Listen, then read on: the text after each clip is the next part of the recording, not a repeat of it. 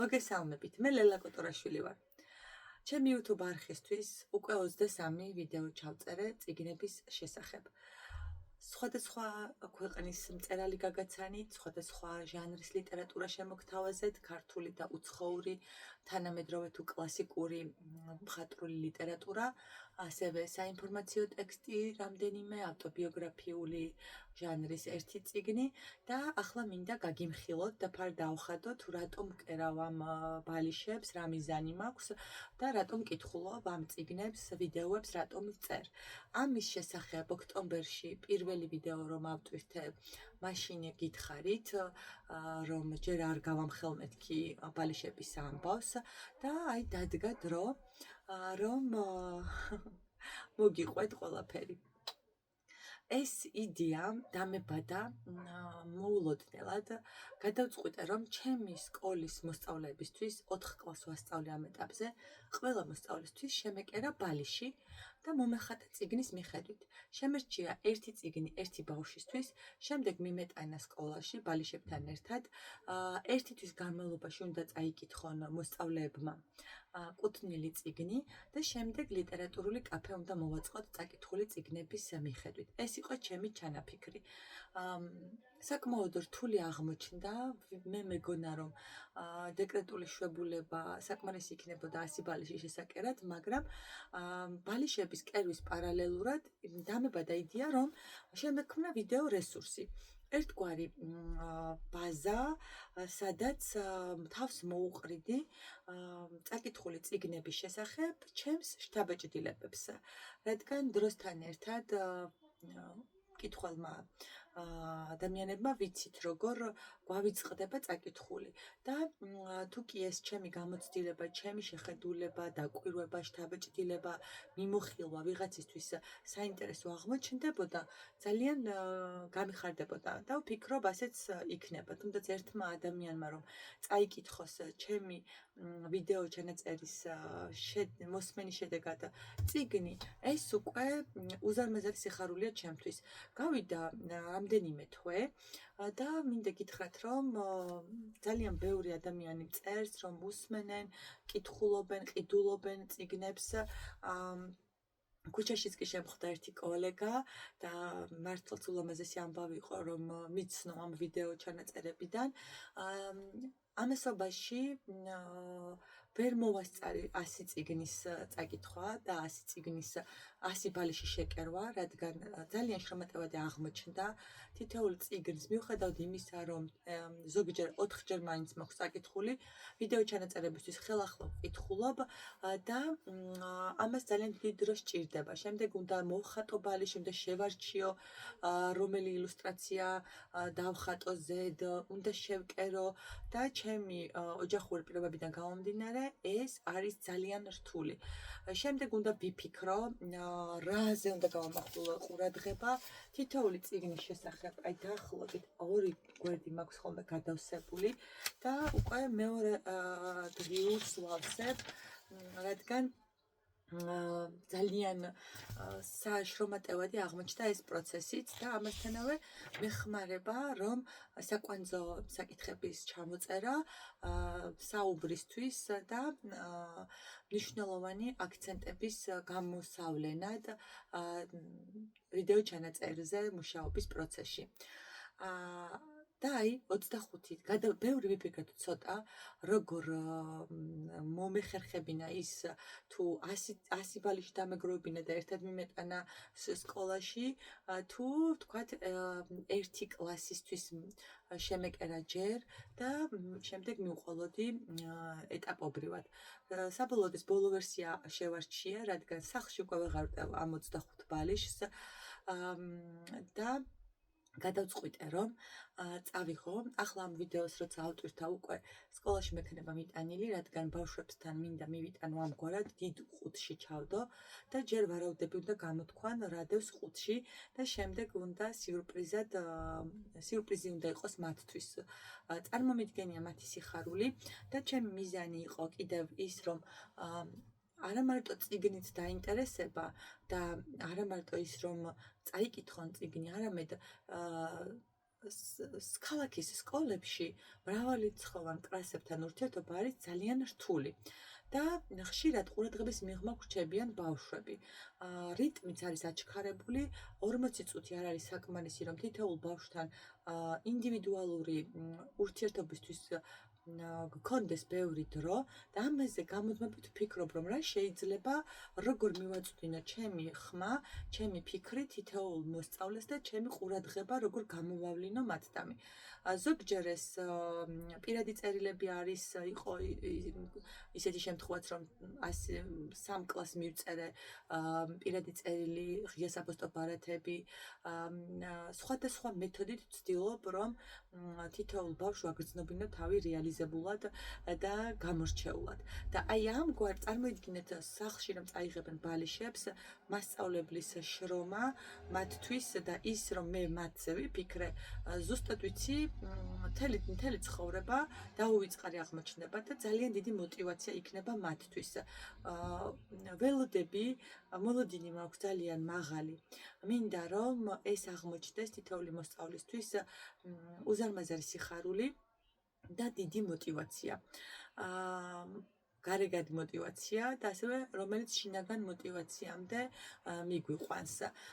მგონია რომ ჩემი ერთ-ერთი უსაყვარლესი წიგნი არის ერიხ ფრომის სიყვარულის თეორია, სადაც სიყვარულს განმარტავს ამგვარად, რომ სიყვარული არის ზრუნვა, ცოდნა, შრომა, პასუხისმგებლობა. და თითოეული ეს რაც ჩამოვთვალე, ჩაშლილი არის, მაგალითად, თუ არ იცნობ ადამიანს კარგად, ის ვერ გეყვარება. ანუ თუ არ იგრძნობ მისდამი პასუხისმგებლობას, თუ არ იზრუნებ მასზე და მისთვის თუ არ იშრომებ, სიყვარული არ იქნება ისეთი, როგორიც უნდა იყოს წესით. მე ამ ამბავში მომწონს შემდეგი ფრაზა, რომ ვისთვისაც შრომობენ, ის უყვართ. და მართლა მგონია, რომ მასწავლებლობა შრომაზე არის დაფუძნებული. შრომის გარეშე და იმ ენერგიის გარეშე, რომელსაც წვავ შენი მასწავლებლობის პერიოდში, არაფერი არ გამოვა. ეს არის ძალიან დიდი შრომა, ძალიან დიდი შინაგანი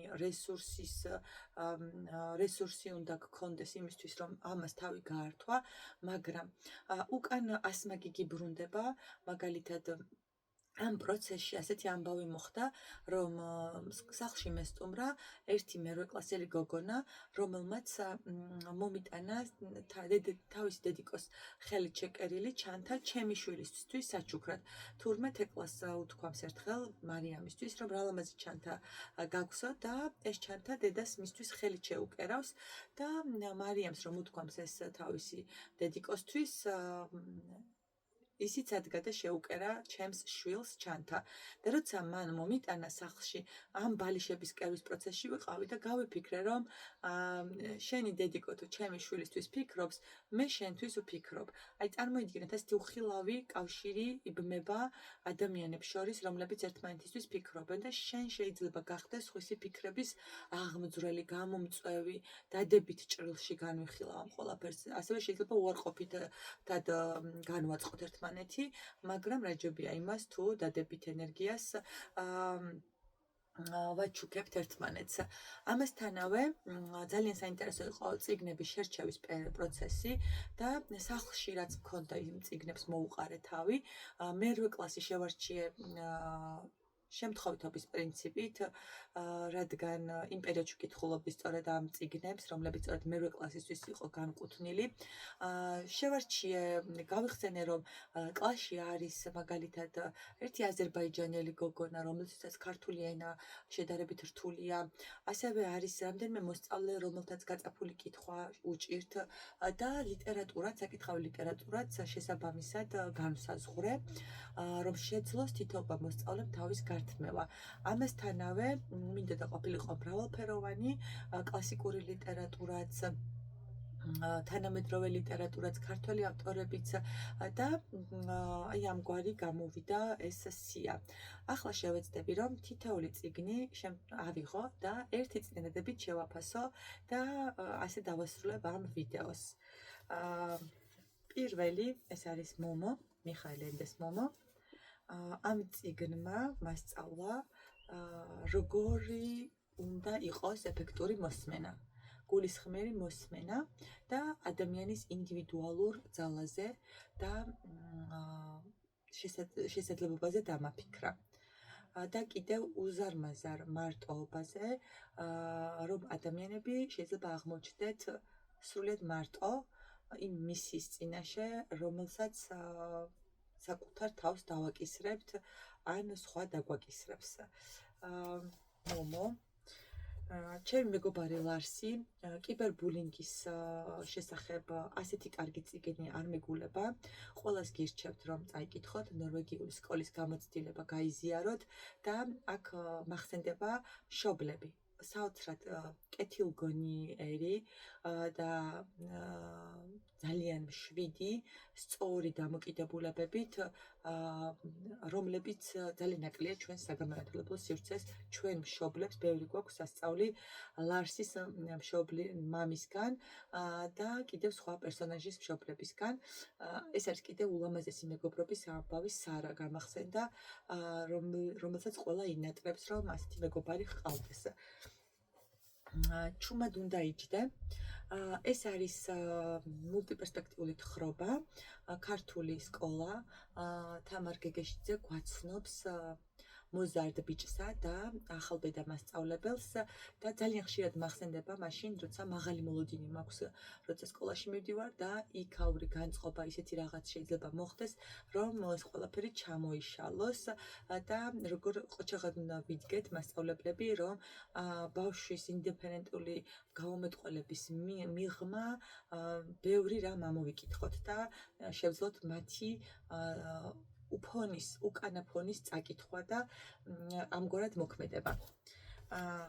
შენს წერილებს ლეიბის ქვეშ ვინახავ, მე ასეთი გულისხმიერება არ მეგულება, რომ ასტრიდ ლინდგრენმა, ასეთმა ცნობილმა მწერალმა, რომელსაც ძალიან ბევრი საქმე ჰქონდა, მრავალი წლის განმავლობაში, 30 წლის განმავლობაში, წერილები მიმოწერა ჰქონდა გაბმული მოზარდ გოგონასთან, რომელიც თანათან იზრდებოდა და ეხმარებოდა მენტალური მდგომარეობის გასაუმჯობესებლად.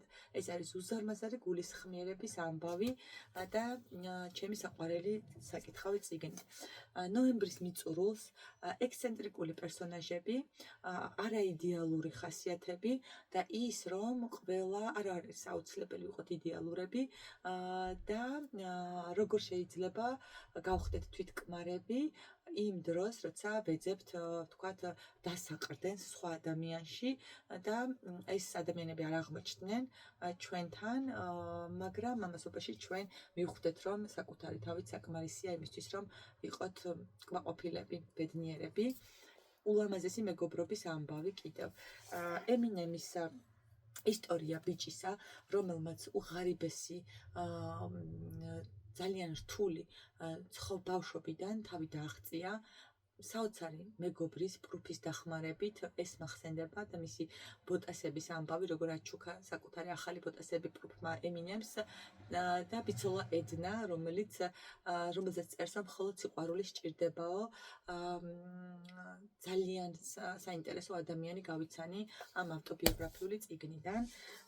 ყველაზე შთამბეჭდავი თავგადასავალი განძის კუნძული, რომელიც ძალიან ბევრ მკითხველს აერთიანებს მთელ მსოფლიოში, სხვადასხვა თაობის ადამიანებს და თავგადასავალი, რომელიც გაუხვნარია და კიდევ ძალიან ღირსეული ადამიანები, პერსონაჟები, რომლებიც ხშირად მახსენდებიან. მახსენდება ერთ-ერთი პერსონაჟი, რომელიც მეზღვაური, რომელიც გარდაიცვალა და ბრიტანეთის დროშა გადააფარეს მას და ეროვნული თვითშეგნებისთვისაც ეს წიგნი არის ძალიან ესეთი შთამბეჭდავი, თავისი ანტაგონისტი პერსონაჟებით თურთ. ბიჭი, რომელიც ვარსკვლავებთან ცხოვრობდა. ჩემი მეგობრის პირველი თარგმანი, რომელსაც ჩემთვის ძალიან ძვირფასია და გვაფიქრებს მოზარდებზე, ბავშვებზე, კომპიუტერთან მიტოვებულ ბავშვებზე. ეს არის ყველაზე მტკივნეული თემა და აქტუალური ჩემი აზრით, რომელსაც უზარმაზარ ყურადღება უნდა მიექცეს სახელმწიფოს დონეზე. სად მივდივართ, საითკენ მიდის სამყარო, აი სწორედ ამაზე გვაფიქრებს ეს წიგნი და კიდევ ფსიქიატრის როლზე ადამიანების ცხოვრებაში. შეუჩერებლები ის რომ ამბის თხრობა ჩვენი სუპერძალაა, ეს არ არის ამ წიგნიდან ყველაზე შთამბეჭდავად მახსოვს და ბავშვებისთვის მოთხრობილი ამბავი პირველყოფილი ადამიანების შესახებ ძალიან კარგი ენით. გასაგებიანით, სიყვარულით ელი. კატო ჯავახიშვილის ეს წიგნი გვაცნობს ულამაზესი მხატვრული სამყარო, სადაც გალაქტიონი, ჰამლეტ გონაშვილი, ბარბარე ჯორჯაძე, მარიამ დემურია გვხვდებიან პერსონაჟებად და წარმოსახვით სამყაროში გვამოგზაურებს. როცა ბავშვის უფროს არ ესმის, აქვე შემოტანილია მშობლის გარდაცვალების თემა, მტკივნეულესი თემა და როგორ შეიძლება ამ ყველაფერს შევეხიდოთ, აი ამ პრობლემას, ამაზე გვაფიქრებს ეს წიგნი ძალიან ლამაზი მხატვრული ენით. ბალადა გატეხილ ცხვირზე. ყველაზე კეთილი პერსონაჟი, რომელსაც ყავს ალკოჰოლ დამოკიდებული დედა და თავდავიწყებით უყვარს თავისი მშობელი დედა, არის ის ვინ არის მამა და ეს არის წიგნი ბიჭზე, რომელსაც ბევრი კომპლექსი აწუხებს და მეგობრობაზე, ულამაზეს მეგობარი გახდება ის, ვინც საკუთარ შესაძლებლობებში დაარწმუნებს. უფლისწული და მათხოვარი. კლასიკური ლიტერატურა მაინც შეუცვლელი არ მიყვარს ასეთი რადიკალური ლაპარაკი, მაგრამ ჩემი ბავშვობა მომიწევდება ხოლმე კლასიკურ ლიტერატურასთან დაკავშირებით და გული სხვანაირად მიწყებს ცემას. ეს არის წიგნი, რომელიც გვაფიქრებს სოციალურ უთანასწორობის შესახებ, ბავშვთა უფლებებზე, სიმართლის აღიარებაზე და იმაზე, რომ სადაც არ უნდა ვიყოთ, ის არის ჩვენთვის ყველაზე ძვირფასის ადგილი და ერთი პერსონაჟი მიყვარს აქედან დამავიწყდა სახელი, რომელიც უფლისწულს გაუწევს საოცარ მეგობრობას და ღირსეული ადამიანები ამ წიგნის გახსენებისას. ჰაულის მოსიარულე ციხე კოშკი. სრულიად ჯადოსნური გარემო და უსაყვარლესი პერსონაჟი ჰაული, ჯადოქარი ჰაული და მოკლედ, როცა საკუთარ თავი არ მოსწონს მოზარდს და ყველაფერი ეჩვენება სხვაგვარად, რა შეიძლება მოჰყვეს, როცა არასწორ წარმოდგენას გიქმნიან სხვაზე. ეს არის ულამაზესი ამბავი და ჰაული არის ერთ-ერთი უსაყვარლესი პერსონაჟი ჩემთვის.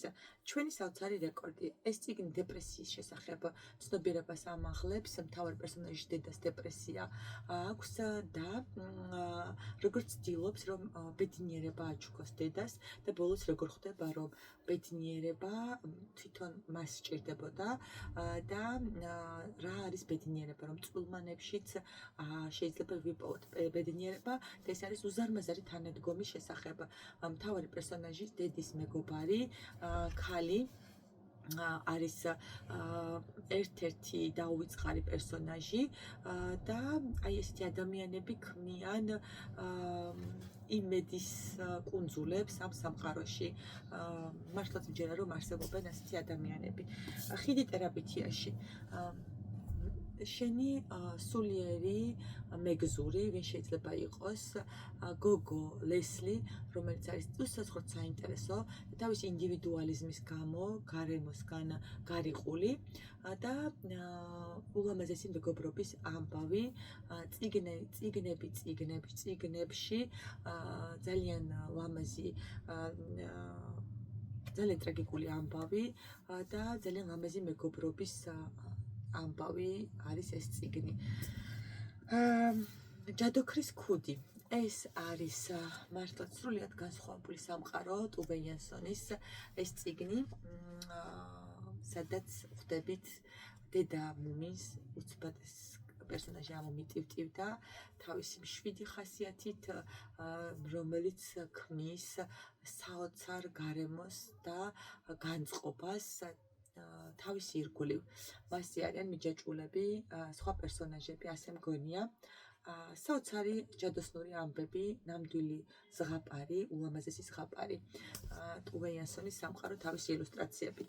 ჰობიტი.